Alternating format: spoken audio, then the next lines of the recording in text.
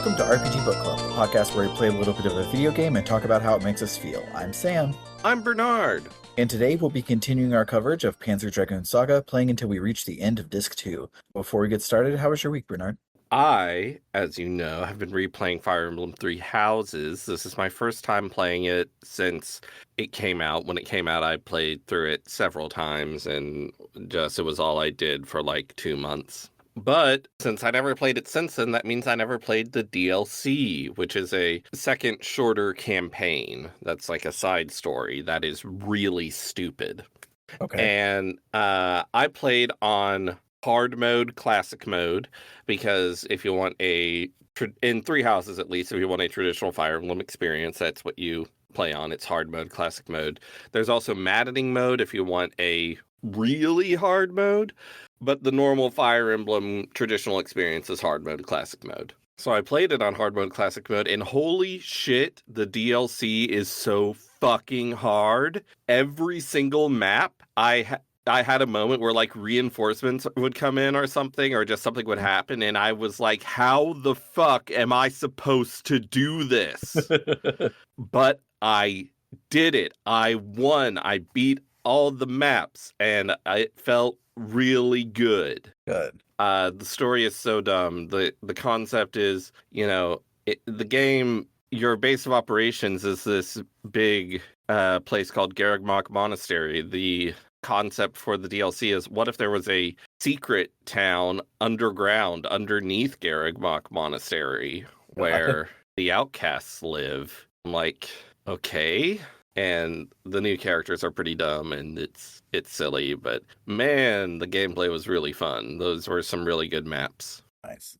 I should play more Fire Emblem, but I don't know if I ever will. Fire Emblem fucking rules. Every time I play it, I'm like, man, this is great. But then I don't feel the need to come back and play more of it every time I do. There's a lot of it if you ever want to play more of it. I know. There's so many video games. That's true. Anything else happen this week besides Fire Emblem? No. It's basically one of those weeks for me as well, where I think back of what I did this week, and I got nothing. I can't think of anything besides I did work stuff, and I had to throw away like 3 weeks of work on Monday, which sucked, but I'm glad it happened. So we were doing a project where another department wanted to start up something that was very similar to something we already had, and so we were going to expand ours to cover their use case as well. And the more we went through it, the more we were having to like sacrifice our own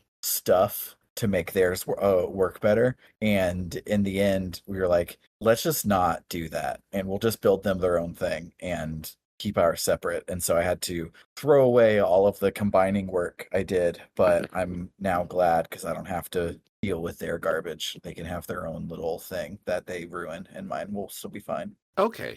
But other than that, yeah, my partner, she went to the chiropractor, which is stupid, and I always tell her that she's stupid, and she will come up with like 50 reasons why, no, this time it's okay. And she went to the chiropractor and got her back hurt real bad and was out of it for several days. And I was taking care of them, but that just made time shoot by real fast. One thing I did do is I purchased the game development hardship fund bundle that has this really cool game about a possum boy in it, which is really cool. If y'all got that bundle, you should check that out. But it also had Hold Down in it, and so I was playing Hold Down as just like my mindless like listening to podcasts, watching TV sort of thing. And I made it to the last level, and I tried like 5 or 6 times on the last level, and I thought I was doing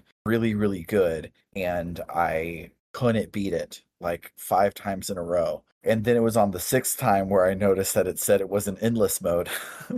And you can't beat the final level. It's literally infinity. So I should have thought of it, because the whole idea of the game is that you're digging down to the core of these different planetoids, and the last one is a black hole, which famously doesn't have a core. But I was stupid, and I tried really hard to beat something like 5 times in a row before I noticed it. Nice. Yeah. The other thing that I started earlier today, I did not get any very far into it because the computer I installed it on couldn't keep up. So I had to start the lengthy installation process over again. But I started finally playing Morrowind OpenMW because I was worried about having to play it so soon again, quote unquote, on the JRPG canon. And you helpfully looked up and saw that that was 30 episodes from now. And next Friday, episode 30 goes up. So it'll be one entire JRPG canon from now. So I think it's okay for me to start playing. And so I am probably going to get back on that as soon as we're done recording tonight. Well, hopefully the next 30 episodes of JRPG Canon won't take as long as the first 30. Yeah, won't have 3 times where I don't release an episode in an entire calendar year. Let's hope we don't do any more of those. Yes. But Speaking of calendar things that take a calendar year, let's talk about these dungeons. yeah, let's do that.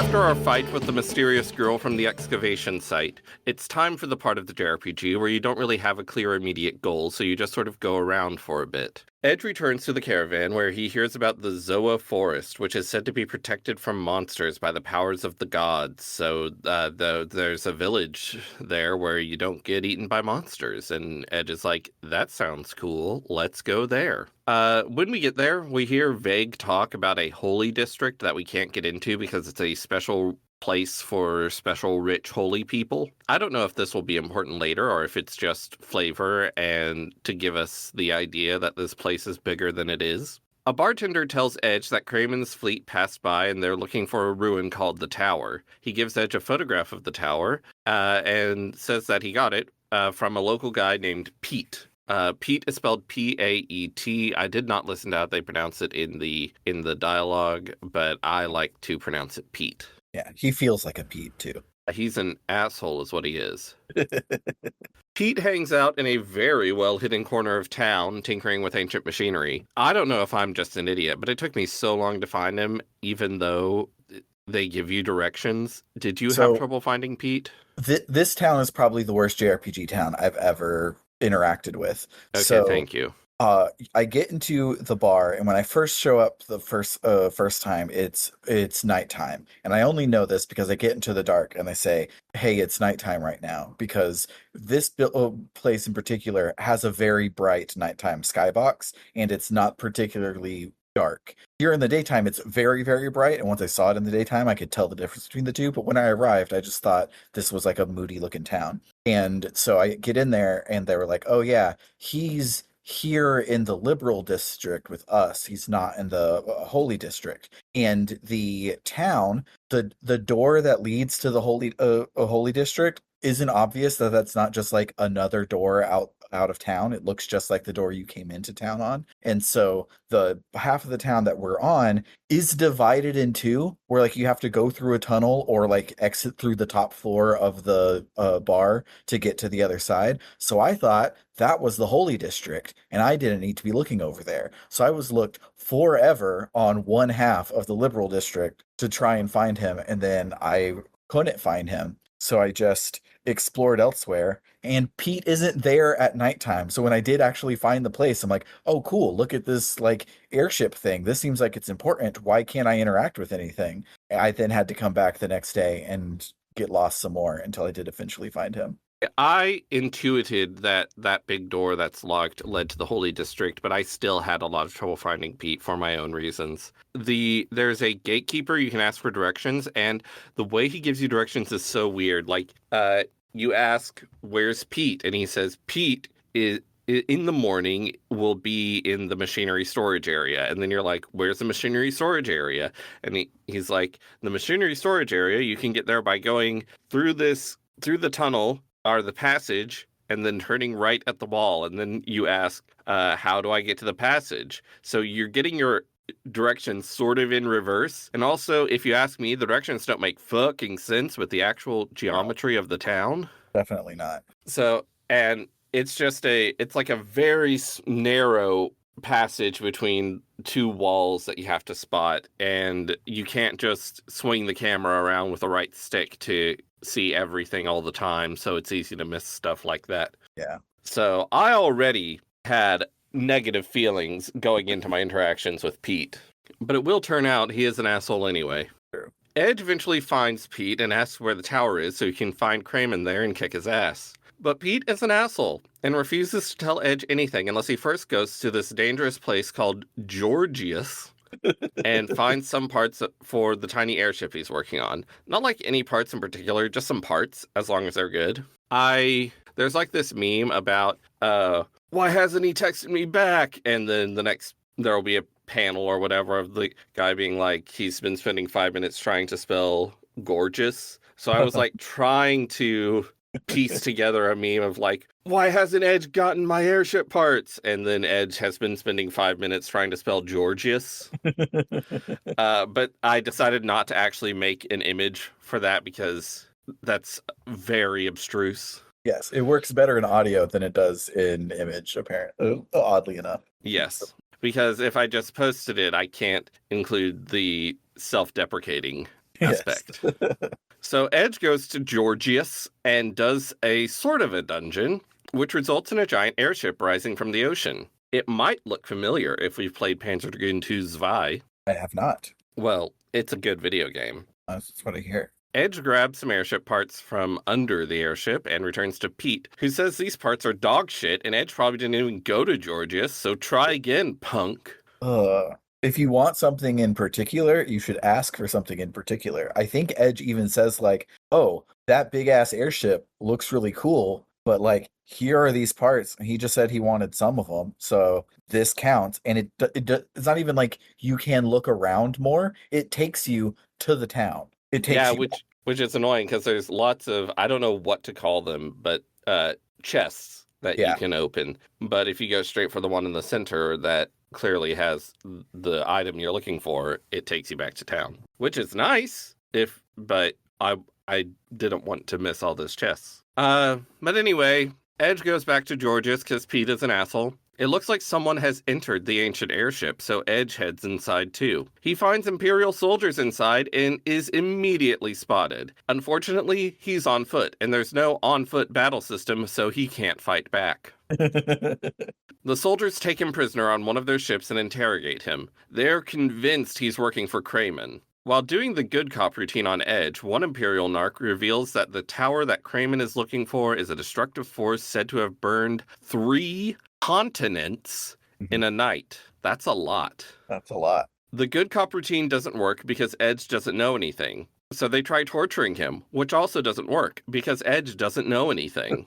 The Imperial narcs notice Edge's photograph of the tower. I don't know how they didn't notice it when they first took his possessions upon capturing him, but whatever. They take it to mean Kramen is further along than they thought, but they say it can still be used and Kramen will be dealt with. The narcs leave to report this development. Sometime later, Gash drops into the cell from the ventilation ducts and saves Edge. Hell yeah! Hell yeah. He came here because he heard the Empire had unearthed some ancient horror and he wanted to check it out. Then I guess he heard about Edge being captured while he was there, so I don't know. But the important part is they escape, they get to the deck of the airship and hop on Edge's dragon. It was at this point of the game, after interacting with Gash for a long time, that I realized that he was a young guy with a mask on and not an old guy with a misshapen face. He has like a weird half mask thing. But yeah, you don't really get a good look at his character design until this sequence, because I think up until now, he's only really appeared in the extremely busted real-time graphics. And I don't think ever at like an actual close-up or anything. I think it's always been like a bit of a distance as well. Yeah, so I always took his face for a mask, but I didn't know like what his deal was really. Yeah. Because yeah, you can't see him really before now. The ship they just escaped from is towing some sort of giant monster that seems to be dead. That's obviously bad, so Edge uses his dragon to blow up the ship. But the monster that the ship was towing comes to life and attacks. Gash says the ancient texts mention beasts that cannot die until their purpose is fulfilled, and perhaps the presence of Edge's dragon awakened it. In any case, we've got to blow it up, so we blow it up, and then we head back to camp. Edge and Gash talk about Kramen and the Empire for a bit, and then Edge gives a very dramatic "oh no" when he realizes that he never got the ship parts back for that asshole Pete. Gash is like, "Hey, I have some cool ship parts. You can have those." And I'm like, "Okay." So Edge heads back to Zoa, and Gash goes and does his thing, whatever that is. Edge gives Pete the ship parts, and Pete's like, "Oh, what? This? Well, forget about that. You gotta let me inspect your dragon. For science. I'm a scientist, and I gotta check out your dragon." He reveals that he saw Edge flying on the dragon using an ancient device he repaired. This device allows you to see, like, anywhere in the world? Something like that. I'm not sure. There might be limitations, but it seems to be some sort of satellite thing. But magic and ancient and shit. So Pete used this device to photograph the tower, which means he's never actually been to the tower. He just let people think that because it made him seem cool. But he thinks the tower is across the lake and beyond the Uru ruins, which is a very fun sequence of syllables. Getting to the tower by flight is impossible because of the fog, but you might be able to get there through the ruins. He lets Edge check out the device. They view the ruins and see that the mysterious girl and her scary dragon are already there. So Edge goes to the lake at Uru. It's another giant open-air dungeon, which is cool, but made harder by that Sega Saturn draw distance. Yep.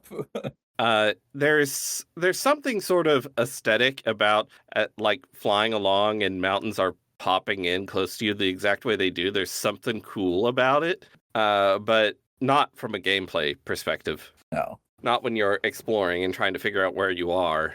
Yeah. There's I had played into disc 3 a little bit before we decided we were stopping at the end of disc 2, and the first dungeon there is just like this, where the draw distance is your enemy, but worse, it's at nighttime, so you can't see shit anyways. Nice. And yeah, that's not very fun for a gameplay reason, but it rules for aesthetic reasons. I should also note that some stuff here is suspiciously similar to the first level of Panzer Dragoon 1. I don't know anything about the lore of these games and where the first level of Panzer Dragoon 1 might take place, but there were definitely some things where I was like, oh, hey, that looks familiar. So as Edge explores, he finds seals, and he figures seals were meant to be broken, and when he goes to break the seals, Kramen's ships show up to try and stop him in extremely long boss fights. So surely that means he's supposed to break the seals, right? I've played enough JRPGs to know that the bad guys want Edge to break the seals for them, but I guess Edge hasn't played any JRPGs. Yeah, he's only played rail shooters, so he doesn't know. Yeah. So when Edge breaks the second seal, a pair of giant beasts emerge from the water. A ship carrying Zastava shows up out of fucking nowhere, and he, the Joker, laughs about how Edge awakened the Guardians of Uru, making his job a lot easier. Who could have foreseen this? Zastava escapes before Edge can blast him, and now we have to fight the Guardians. My notes here say the music and graphics in this fight are wild, and the music and graphics in most of this game are pretty wild. That's true. But when I was rewatching this scene, I was like, man, these graphics and music are wild. Yeah, the fight is pretty fun as well. This is the one where one of the creatures is a hat for the other creature, right? It's that fight. Yes. Yeah, that one was a lot of fun. I just went into defensive stance so that I could tank all of their hits because he freezes you in place. And I was just like, okay, I'll just sit here and charge all my stuff and blow you up. And so it wasn't necessarily fun as in like thrilling and engaging. It was fun, like all of the things that they were making you do and how I cheesed it. Even though breaking the first two seals went poorly, Edge doesn't want to leave a seal unbroken, so he heads to the weird ruins at the north edge of the lake and breaks the final seal. Some sort of orb of energy appears above the ruins, but before Edge can investigate, a spot in the sky shatters like glass, which is a classic move, and the dragon Atolm and its mysterious rider fly through. So Edge has to fight them again. This time, she has mooks with her, but Yes. it takes like 4 seconds to kill the mooks, and then it's just the same fight again after that. I also, maybe I'll still make this one, but I wanted to make an image where it's the meme of what if you wanted to go to heaven, but God said that whole thing, you know, that one? No, I don't Well, know there's that. one where this guy's like, what if you wanted to go to heaven, but God said, and then the last one is where you put in, you know, God said something like you watch too much porn or something. Uh-huh. Well, what I was gonna make was, what if you wanted to go to the tower with the photograph of the tower, but Azel said, and then it's just Did the picture of her saying, Nerai? I? Because when she says that, the move she does is easy to dodge, but if it gets you, Oh, dude, it hurts if it gets you. it got me once in the first fight, and I was like, I'm not letting that happen again. Yeah, I dodged them all in the first fight, but the second one, there was one time where I was behind her when it happened, so I had to move 2 times to Yeah, get to the safe spot, and it I was not fast enough. I got owned. it's really bad. But after the boss fight, Edge and the mysterious girl do that anime thing where the two people slam their swords together and push as hard as they can until they're blown back by the sheer force of their swords, except the swords are the dragons. Yeah, it rules. When the dragons are blown back, Edge and the girl are flung off them and they fall into the ruins. Edge comes to in the ruins, but he doesn't have a dragon anymore. He finds the mysterious girl pinned under some sort of ancient machine. He says he'll help her if she shows him the way to the tower. She says the entrance is already sealed and he should focus on getting out of here alive. She convinces Edge to work with her so they can both escape. She tells Edge how to activate the machine she's pinned under, which turns out to be some sort of hovering battle scooter. I don't know a better way to describe it. Yeah, it looks like a bone with handlebars on it, and it doesn't move very fast, but it has dragon lasers, so It's it's okay pretty in the cool. look. Yeah. I would ride that to work. Mhm. They board the hover scooter and set out on a very long but more traditional than is usual for this game dungeon. Yeah. You're like going through a lot of corridors You're going through and corridors, you're finding keys to unlock doors, you're going up you're and down elevators. yeah, and each floor has a different colored lighting and it looks real cool. And you have fights which are not interesting because you don't have half the battle mechanics because you're not on your dragon and you can't get XP or do berserk moves or anything. Yeah, they were almost interesting because it's like, oh, pop quiz hotshot. Now you have to do the thing when you only have 2 moves, and it's all about using the gun or the lasers whenever you need to. Except the monsters deal like 7 damage to you, and they're never a threat. So it doesn't become of anything. Like there's even some where like they're still eggs when you get into the fight, and so it's like, oh, can you kill them fast enough? If you don't, you'll lose 7 HP. And I And believe you have 1200. yeah, I have somewhere around 1200 at the time. Yeah. Yeah. The girl says they need to get to the very bottom of the ruins where there's an elevator which will take them directly to the surface. She is, in general, weirdly knowledgeable regarding the ancient ruins and beasts. For example, while exploring the ruins, they find a chamber containing a bunch of lifeless husks that resemble Edge's dragon. The girl says that this was a genetics lab long ago and that these are the failures. She confirms that the dragons and the monsters Edge has been fighting were created by humans and exist only to fulfill the duties assigned to them. ... As do I. ... Anyway, they do a lot more dungeon and fight a boss. The boss is sort of like a puzzle boss, but it's not very interesting. No. The boss gets away after the fight, and they head to the elevator. But as they're going to the elevator, the boss shows up and chases them, and it's like, oh, are they gonna make it? But they make it. Don't worry. At this point, they are very far underground, so they settle in for a Mass Effect 1S elevator ride. That's the reference you make when there's a long elevator ride. It's true. Edge sits down and eats a snack, but from the graphics, at first, I thought he was smoking It did look like he was smoking. or doing some sort of ancient technology vape. One thing I love about this game is the weird decision to make the FMV characters not look much different from the in-universe ones. So, like, his hands still don't move in any of the FMVs, and it's just they all look so weird. And so him being in an FMV eating a snack it looks weird because his hand just is cupped the entire time. Yeah.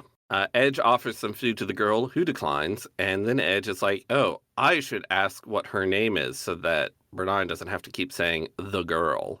Because he's been trying to maintain the air of mystery around her, even though we all know her name is Azel. So she says her name is Azel, which he says is a strange name. And I'm like, okay, Edge. Azel says that name was inscribed on the bed where she slept for thousands of years. She says she may look human, but internally she's more similar to the creatures they've been fighting, only her powers are different. Edge is like, elaborate on that. And we just get a weird fade suggesting time has passed without Azel elaborating on that. Edge now asks her why she attacked him and why she's protecting Kramen. She says it's because Kramen is attempting to save the world to return it to its former state. Edge insists that Kramen is a murderer and that he's lying to Azel. Perhaps, she says, but he woke me from my eternal sleep. That's why I defend him. Edge gives the full story of how he has been betrayed by both Kramen and the Empire and all his friends are dead and shit sucks. And Azel doesn't know how to deal with this situation, so she changes the subject and asks how he can fly the dragon. Because that's not a normal thing for normal people to be able to do. Edge isn't really sure, but before he can elaborate on that, the elevator shakes. The monster is back. It pries open the door, and Edge and Azel fall out. But Edge's dragon dives into the pit and saves them. Hell yeah. Edge and Azel fly to the surface and fight the monster again, with dragon powers this time, so they kill it dead this time. After defeating the monster, Azel says, "Atome calls, I must leave." They land on a cliff and, in a scene with very cool filmmaking, Azel tells Edge to stay out of Kramen's way or else they'll have to kill him. To be continued in Disc 3. This disc and the first one, they both end in scenes where I describe what happened, and it's like, that was a little dramatic, but like, if you actually see what happens, the filmmaking and the music and shit, it's so cool. It's so cool. Like, Atome flies up behind her and beating its wings, and it's like almost blowing Edge away, and it's so cool. Yeah.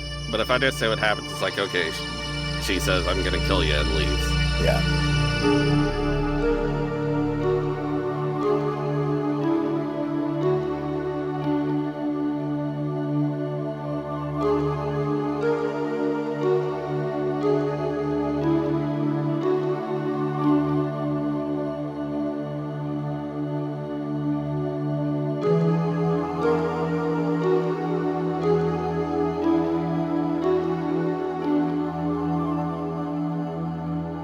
The colored lighting in this game is so cool. Like, I mentioned it with the dungeon where they use it to differentiate the floors of the ruins, but also, like, you're at the caravan during the day and you're at there at night, and it looks so different and so good.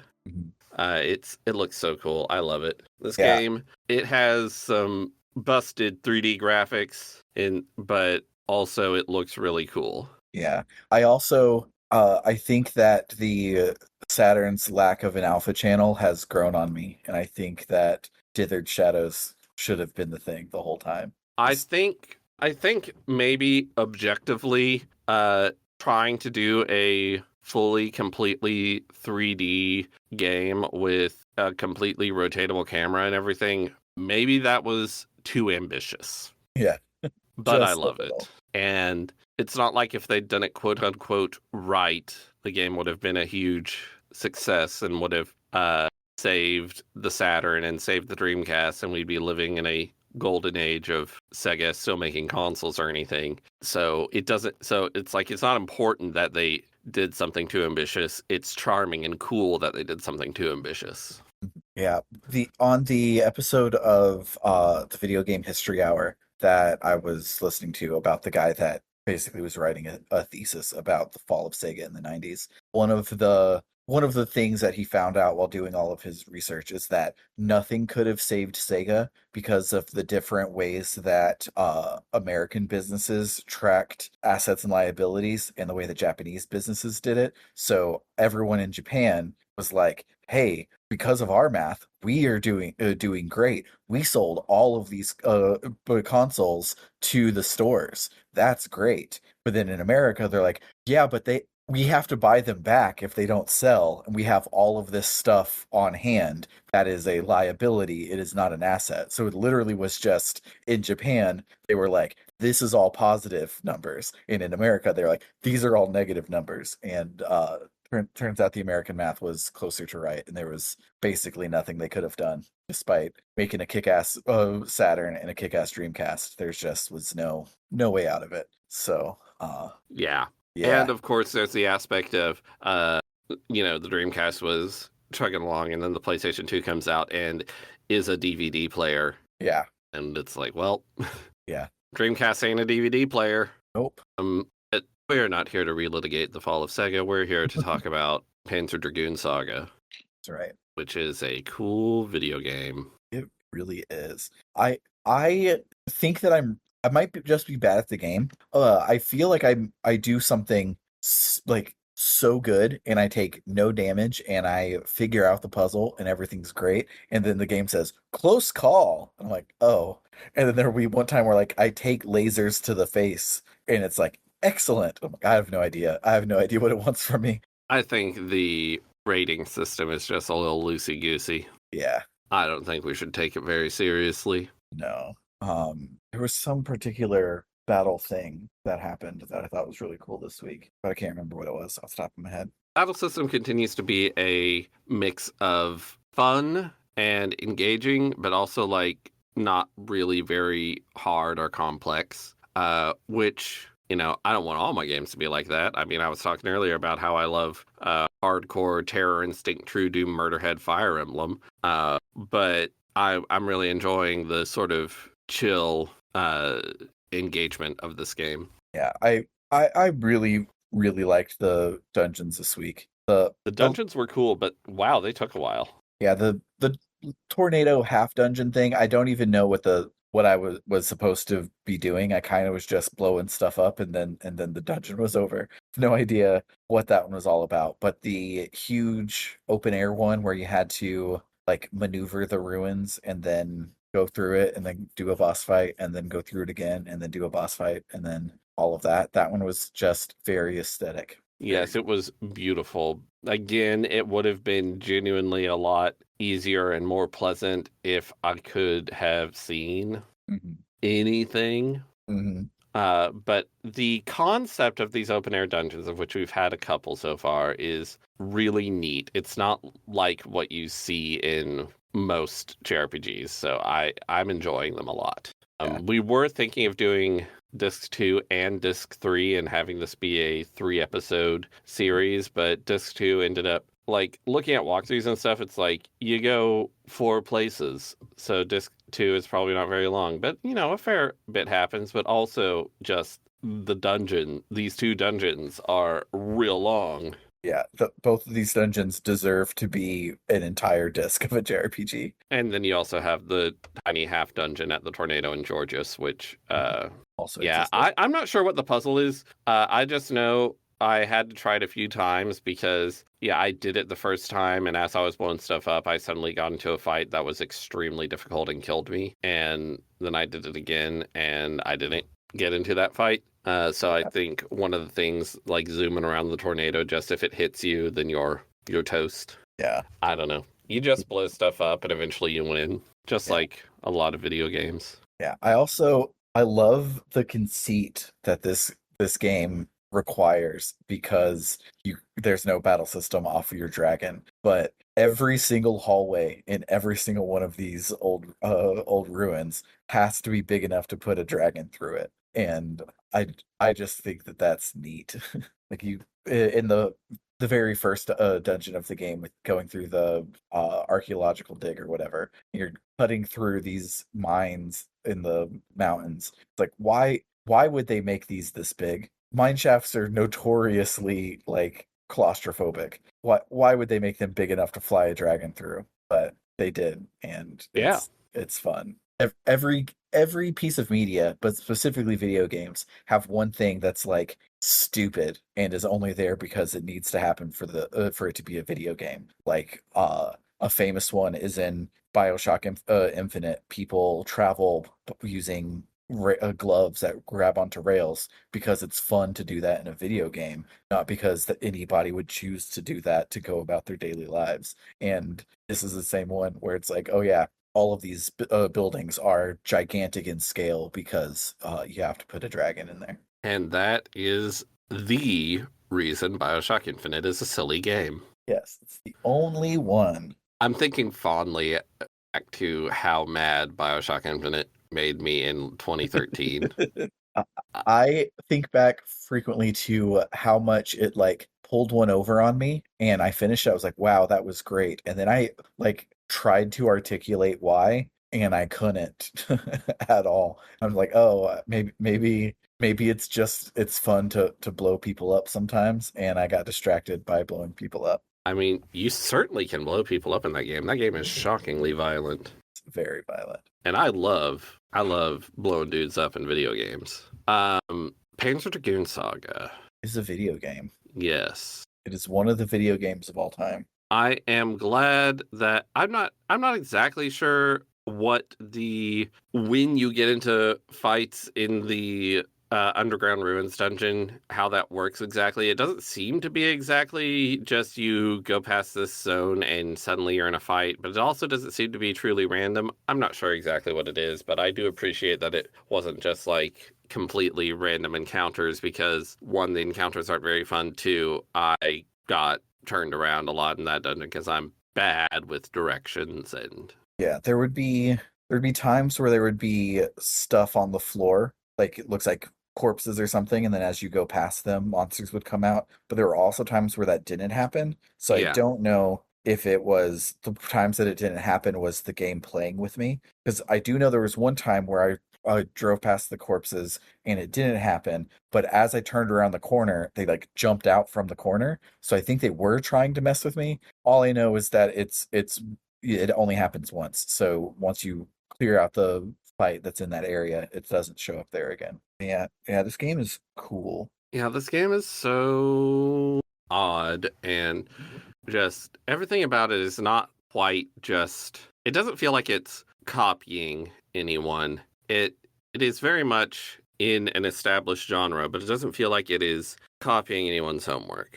Yeah, It's not but trying to be Final Fantasy or Dragon Quest. which I think is very neat because I can't think of any other JRPG that isn't at least in some way Final Fantasy or Dragon Quest. And this one, like you use items, and that's about it that they overlap with, I and mean, that's very cool. we do have active time battle, sort of, but it's more We similar to the version in Final Fantasy 13, which obviously was not out yet. know, but yeah, I'm very much enjoying my time with this game, and I'm glad that because of scheduling, get to play it for an extra week. Yeah. I'm enjoying sort of taking my time with it a bit more. Mhm. But speaking of doing it for an extra week, that does mean that you get an extra week to vote on our poll that we have active to see if we play Brave Prince and Musashi or Knight and Baby. And when I looked this morning,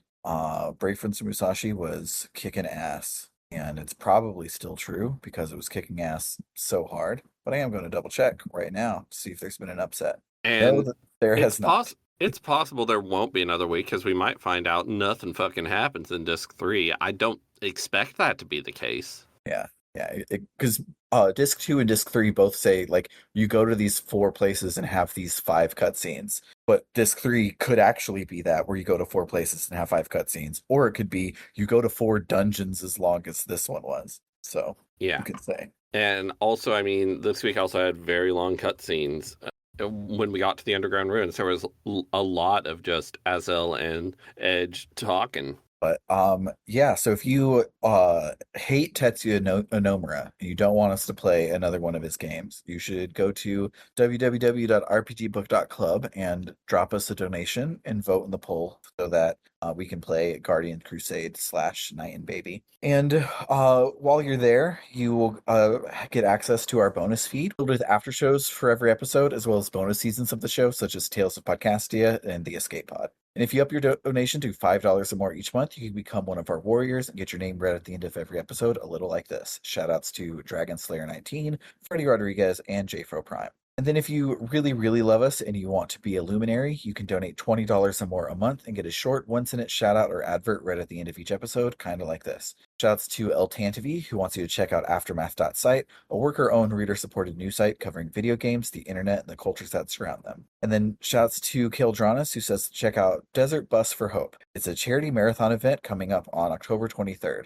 For more information, check out desertbus.org. And then shoutouts to Vimke, who says, your lady would slather burning turds on the great ants if she thought it would ruin my day. And shouts to It's Clear Time, who says, for you TTRPG nerds, check out Fabula Ultima. I'm not affiliated with the game, I just think it's neat. And shouts to Carr, who is a dentist, so he's not shouting out a URL, but rather your own mouth. And he says to brush your teeth twice a day, most importantly, the time right before you go to bed. For RPG Book Club, I've been Sam. I'm Bernard. Toodaloo, folks. Goodbye. I have to say bye because there's not a third here. person here to do it instead. Oh, bye, everybody.